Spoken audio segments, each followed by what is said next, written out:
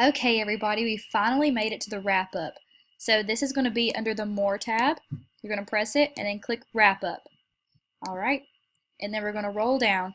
And we went over a ton of material on this module, so I'm just going to briefly go over it. I have the important things bullet listed here and the benefits of PALS highlighted right over here, so that way it's easier for you to get to so you don't have to read through every single piece of this. But I definitely want you guys to know the syllable segmentation that we've been going through and how important it is for phonemic awareness and for these phonological skills that these kids need to learn to read with more success. So I'm just going to go through some of them. So the second one right here, syllable awareness is one component of phonological awareness.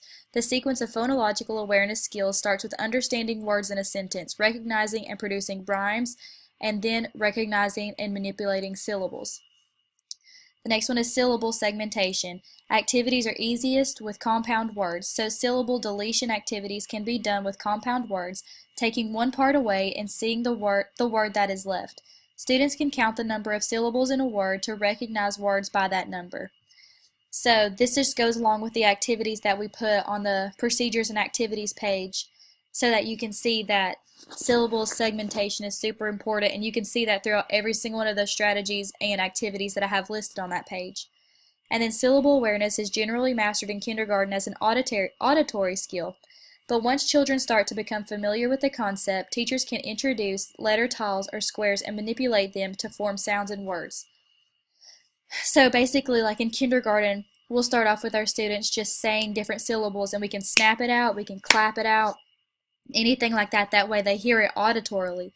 But then once they move up in grades like first, second, and third, they'll write it out, they can separate it, they can still play the clapping games, and they can still clap and make sounds, but it's more like you're going to be able to visually see it and visually make the segmentation yourself.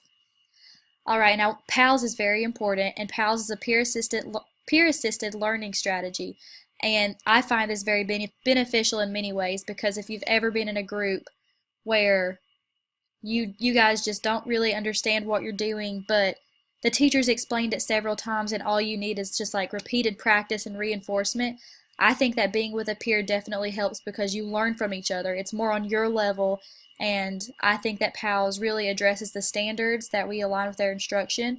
It's super engaging to students, and it definitely promotes social skills and accelerates and reinforces learning in the classroom.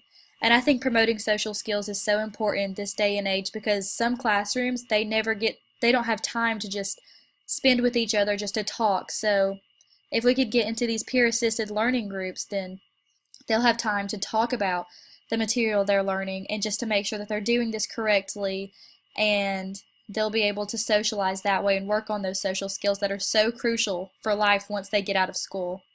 So there's my wrap up, and just continue on to the next page, to the assessment.